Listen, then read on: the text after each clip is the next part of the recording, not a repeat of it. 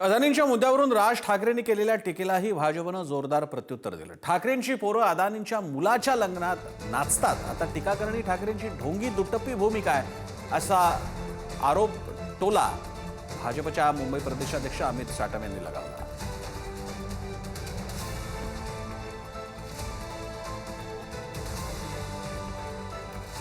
हे बघा, ही ढोंगी आणि दुटप्पीपणाची भूमिका आहे।